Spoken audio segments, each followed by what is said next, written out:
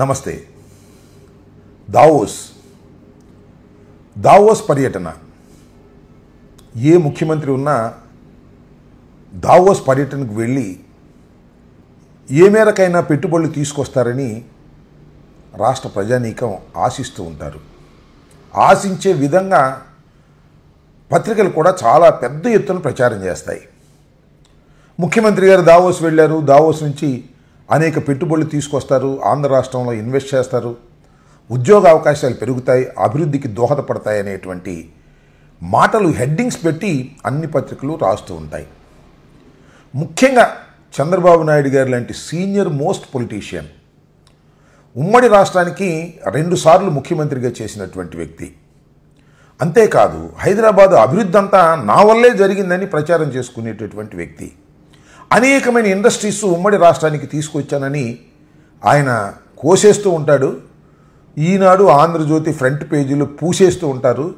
ప్రజలు చదివి నిజమా అబద్ధమా అర్థం కాక కన్ఫ్యూజ్ అయిపోతూ ఉంటారు. అలాంటి ముఖ్యమంత్రి 4వసారి ఆంధ్రప్రదేశ్కి ముఖ్యమంత్రి పీఠాన్ని అధిరోహించినటువంటి నారా చంద్రబాబు నాయుడు గారు 4వసారి ముఖ్యమంత్రి అయిన తర్వాత తొలిసారిగా దావోస్ వెళ్తే అద్భుతాలు జరిగిపోతాయని అందరూ అనుకున్నారు. పత్రికలు కూడా ప్రచారం చేశాయి. దావోస్ వెళ్ళింది ఆయన ఒక్కడే కాదు, ఆయన పుత్రరత్నం, కాబోయే ముఖ్యమంత్రిని, కాబోయే డిప్యూటీ సీఎం అని చెప్పుకునేటటువంటి నారా లోకేష్ గారు, ఇండస్ట్రీస్ మినిస్టర్ టీజీ భరత్ గారు, అదేవిధంగా కేంద్ర మంత్రి మన రామ్మోహన్ నాయుడు గారు, ఇలా వంది మాగతులతో చంద్రబాబు నాయుడు గారు దావోస్ వెళ్ళారు. దావోస్ మొత్తాన్ని పర్యవేక్షించారు, పర్యటించారు. అక్కడ మీటింగ్స్లో కూడా మాట్లాడారు. మన ఆంధ్ర రాష్ట్రానికి చెందినటువంటి ఇండస్ట్రియలిస్టుల మీటింగ్లో మాట్లాడారు. అక్కడ కూడా అద్భుతమైనటువంటి కథనాలు వినిపించారు. అక్కడ ఎర్రబొక్కు గురించి మాట్లాడాడు మన లోకేష్ గారు. ఆ టీజీ భరత్ గారేమో ఈ రాష్ట్రానికి నారా లోకేష్ గారు ముఖ్యమంత్రి కావాలని ఆయన మాట్లాడాడు. వీళ్ళు వెళ్ళింది దేనికో నాకు అర్థం కాల. పెట్టుబడులు తీసుకురావడం కోసం వరల్డ్ ఎకనామిక్ ఫోరంకి వెళ్ళారో, లేకపోతే లోకేష్ గారిని ముఖ్యమంత్రిగానో ఉప ముఖ్యమంత్రిగానో చేయటానికి వెళ్ళారో, లేకపోతే ఎర్రబుక్కులోని అంశాలను అక్కడ మాట్లాడడానికి వెళ్ళారో ఎవరికి అర్థం కాల. అక్కడికి కూడా వెళ్ళి ఎర్రబుక్కు గురించి, ఆంధ్ర రాష్ట్ర రాజకీయాల గురించి మాట్లాడారే తప్ప ఏ విధంగా అక్కడ ఇండస్ట్రీలను మెప్పించి ఇక్కడ పెట్టుబడులు తీసుకొద్దామనేటువంటి ఆలోచన వారికి కనిపించినట్టుగాను వినిపించినట్టుగాను లేదు. కేవలం ఒక విహారయాత్రగా భావించి మాత్రమే వెళ్ళి అక్కడ అనేక రకాలైనటువంటి కోతలు కోసి తిరిగి వచ్చారు. సరే, చివరికి ఏం జరిగిందయ్యా? ఏమైనా సాధించారా? దావోస్ వెళ్ళి ఏమైనా తీసుకొచ్చారా అంటే సున్నా, ఏమీ లేదు. దావోస్ వెళ్ళి తీసుకొచ్చినటువంటిది పైసా లేకపోగా దావోస్కు వెళ్ళడానికి మాత్రం కోటాను కోట్ల రూపాయలు ఖర్చు పెట్టేశారు. చాలా సందర్భాల్లో వైఎస్ఆర్ కాంగ్రెస్ పార్టీ అధికారంలో ఉన్నప్పుడు మాకు ఇండస్ట్రియల్ మినిస్టర్గా చేసినటువంటి గుడివాడ అమర్నాథ్ గురించి చాలా జోకులు వేస్తూ వచ్చారు, ముఖ్యంగా ఎల్లో మీడియా.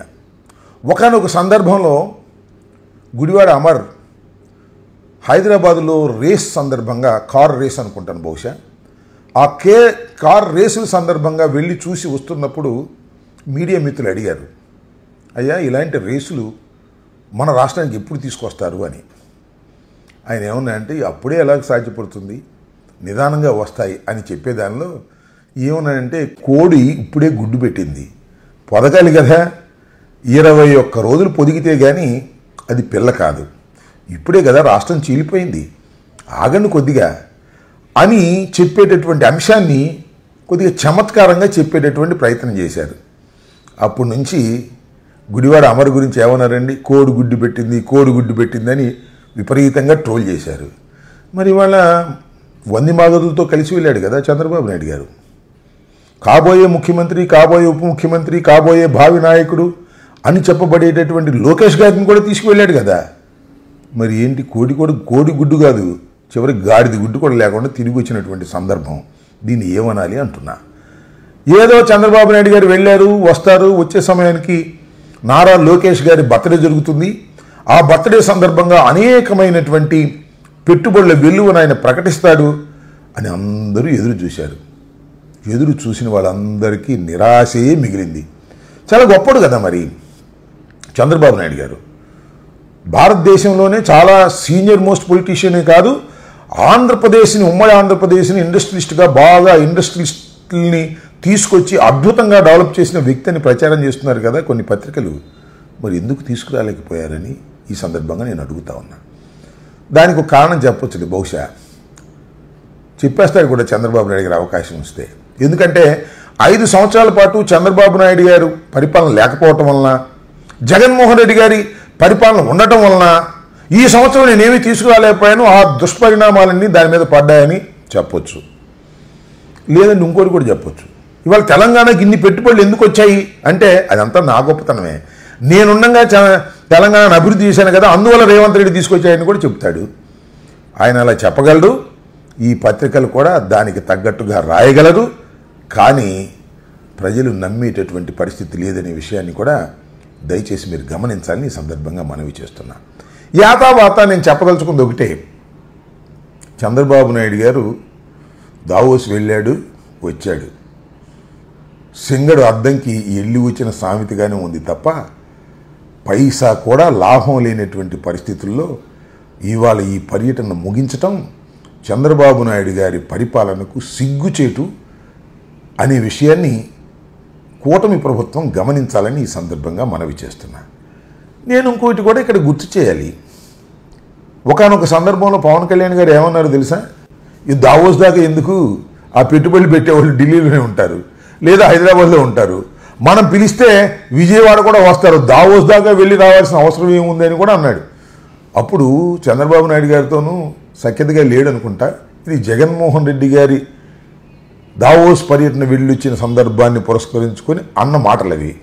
మరి పవన్ కళ్యాణ్ గారు, డిప్యూటీ సీఎం గారు మరి ఇప్పుడు ఏమంటారు, దావోస్ వెళ్ళి చేతులు 2 ఊపుకుంటూ వచ్చినటువంటి తండ్రి కొడుకుల గురించి ఏమైనా కామెంట్ చేస్తారా, కామెంట్ చేయరా? బహుశా కామెంట్ చేయరు అనుకుంటాను. ఎందుకంటే మీ ప్రభుత్వం అని మీరు అనుకుంటున్నారు కదా, అందువల్ల మీరు కామెంట్ చేయకపోయినా ప్రజలు మీరప్పుడు చేసిన కామెంట్స్ మాత్రం ఒక్కసారి గుర్తు చేసుకుంటున్నారనే విషయాన్ని పవన్ కళ్యాణ్ గారు కూడా గమనించాలని మనవి చేస్తున్నాను. చివరికి దావోస్ పర్యటన అపాస్పాలైనటువంటి పర్యటన, పైసాకు పనికిరాని పర్యటన, కొన్ని కోట్ల రూపాయలు రాష్ట్ర ప్రభుత్వం మీద భారం పడినటువంటి పర్యటనగా ప్రజలు గమనిస్తున్నారు, గుర్తిస్తున్నారు. తెలుసుకోవాలని మనవి చేస్తున్నాను. ధన్యవాదాలు. నమస్తే. దావోస్ పర్యటన, ఏ ముఖ్యమంత్రి ఉన్నా దావోస్ పర్యటనకు వెళ్ళి ఏ మేరకైనా పెట్టుబడులు తీసుకొస్తారని రాష్ట్ర ప్రజానీకం ఆశిస్తూ ఉంటారు. ఆశించే విధంగా పత్రికలు కూడా చాలా పెద్ద ఎత్తున ప్రచారం చేస్తాయి. ముఖ్యమంత్రి గారు దావోస్ వెళ్ళారు, దావోస్ నుంచి అనేక పెట్టుబడులు తీసుకొస్తారు, ఆంధ్ర రాష్ట్రంలో ఇన్వెస్ట్ చేస్తారు, ఉద్యోగ అవకాశాలు పెరుగుతాయి, అభివృద్ధికి దోహదపడతాయి అనేటువంటి మాటలు హెడ్డింగ్స్ పెట్టి అన్ని పత్రికలు రాస్తూ ఉంటాయి. ముఖ్యంగా చంద్రబాబు నాయుడు గారు లాంటి సీనియర్ మోస్ట్ పొలిటీషియన్, ఉమ్మడి రాష్ట్రానికి 2 సార్లు ముఖ్యమంత్రిగా చేసినటువంటి వ్యక్తి, అంతేకాదు హైదరాబాదు అభివృద్ధి అంతా నా వల్లే జరిగిందని ప్రచారం చేసుకునేటటువంటి వ్యక్తి,